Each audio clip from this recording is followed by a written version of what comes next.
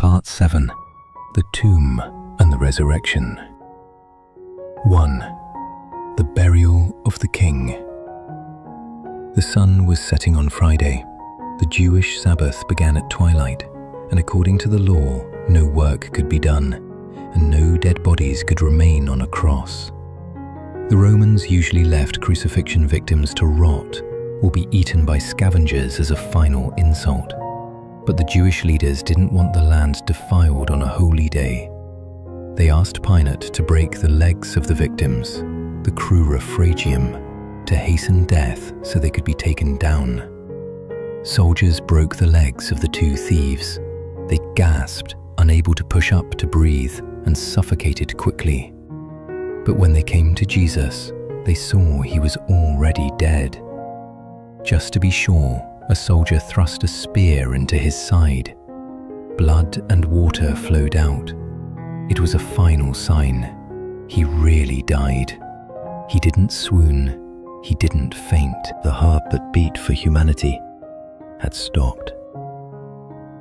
The secret disciples step out. In this moment of defeat, two men stepped out of the shadows. Joseph of Arimathea, a wealthy member of the Sanhedrin, and Nicodemus, the Pharisee who had visited Jesus by night. They had been secret believers, afraid of losing their status, but the cross gave them courage. Joseph went boldly to Pilate and asked for the body. It was a dangerous request. Associating with a condemned traitor could mean death. But Joseph didn't care anymore. They took the body down. With tender reverence they washed the blood of the scourge, the thorns and the nails from his skin. Nicodemus brought a mixture of myrrh and aloes, about 75 pounds in weight. This was a burial fit for a king, not a criminal. They wrapped him in clean linen cloths with the spices. They laid him in a new tomb, carved out of rock in a garden nearby, which belonged to Joseph. No one had ever been laid there. They rolled a massive stone, likely weighing nearly 2 tons, across the entrance. The women watched from a distance, marking the spot.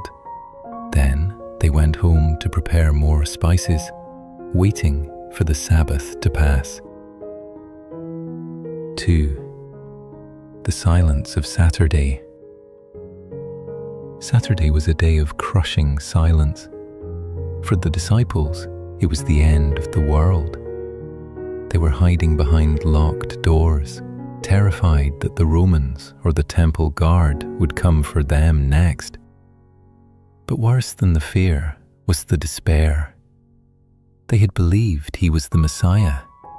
They had given up 3 years of their lives, and now he was dead, buried, gone. They thought they had been wrong. They thought the dream was over. Meanwhile, the religious leaders were not resting. They remembered something the disciples had forgotten. They went to Pilate. "Sir, we remember that while he was still alive, that deceiver said, 'After 3 days I will rise again.' So give the order for the tomb to be made secure." Pilate gave them a guard. They sealed the stone with the Roman seal, a cord with wax. Anyone who broke that seal would incur the wrath of Rome. So the tomb was secured by a 2-ton stone, the official seal of the greatest empire on earth, a unit of trained soldiers. They did everything humanly possible to keep God in the grave. But they were trying to hold back the ocean with a paper wall. 3. The dawn of the 8th day. Early on the first day of the week, while it was still dark, the earth shook again. An angel of the Lord descended from heaven. His appearance was like lightning, and his clothes were white as snow. He rolled back the stone, not to let Jesus out. His resurrected body could pass through matter, but to let the witnesses in. The guards, those tough Roman soldiers, were so paralyzed by fear that they shook and became like dead men. Mary Magdalene and the other women arrived at the tomb as the sun was rising. They were carrying spices, worrying about who would roll away the stone for them. When they arrived, they saw the stone was moved. The tomb was empty. 2 men in clothes that gleamed like lightning stood beside them. The women bowed their faces to the ground in terror. Then the angels asked the question that changed history. Why do you look for the living among the dead? He is not here. He has risen. He has risen. These 3 words turned the tragedy of Friday into the triumph of Sunday. The sacrifice had been accepted. The debt was paid. Death had swallowed the bait, but it choked on the hook. 4. The gardener and the name. Mary Magdalene stayed behind, weeping. She thought someone had stolen the body. Through her tears, she saw a man standing there. She thought he was the gardener. "Sir, if you have carried him away, tell me where you have put him, and I will get him." She was ready to carry the dead weight of a grown man by herself. That is the strength of love. Jesus said to her, "Mary." It was the voice that had cast out 7 demons from her, the voice that spoke peace to storms. She turned and cried out in Aramaic, "Rabboni!" She fell at his feet. Jesus, the risen King, the conqueror of death, chose to reveal himself first, not to an emperor, not to a high priest, but to a woman, a former demoniac, who loved him. It validated the dignity of all who would be marginalized. 5. The skeptics become martyrs. The news spread. Peter and John ran to the tomb. They saw the linen strips lying there like an empty cocoon. The body hadn't been stolen. Grave robbers wouldn't unwrap a body and fold the face cloth neatly. That evening, Jesus appeared to the disciples behind locked doors.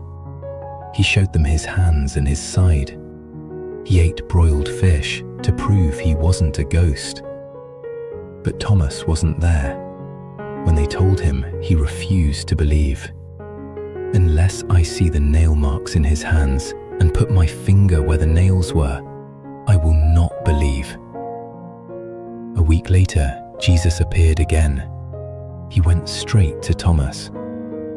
"Put your finger here. See my hands. Reach out your hand and put it into my side. Stop doubting and believe." Thomas didn't need to touch him. The sight was enough. He fell to his knees and made the ultimate confession of the New Testament. "My Lord and my God." These frightened men were transformed. A few weeks later, they would stand in the streets of Jerusalem and boldly proclaim the resurrection. They would be beaten, imprisoned, and eventually killed. All except John died as martyrs. Men do not die for a lie they invented. Their courage is the proof that they saw the risen Lord. 6. The conclusion. Why the sacrifice matters. So, why did he do it? Why the manger, the wilderness, the Gethsemane, the whip, and the nails? He did it to bridge the unbridgeable gap. Humanity was stranded on the island of sin, separated from the mainland of God's holiness by an ocean of justice. We could not swim across. Our morality was too weak. Our religion was too shallow. The cross was the bridge. Jesus took the hand of sinful man and the hand of a holy God and joined them together through his own broken body. Because he died, we are forgiven. The record of our wrongs is erased. Because he rose, we have hope. Death is not the end. It is merely a comma, not a period. Because he lives, we are never alone. The sacrifice of Jesus is not just a historical fact to be analyzed. It is a love story to be received. It is the story of a God who would rather die than live without you. As you look at the cross, you see the ugliness of your own sin, but you also see the beauty of his love. It is a love that says, "You are worth this much to me."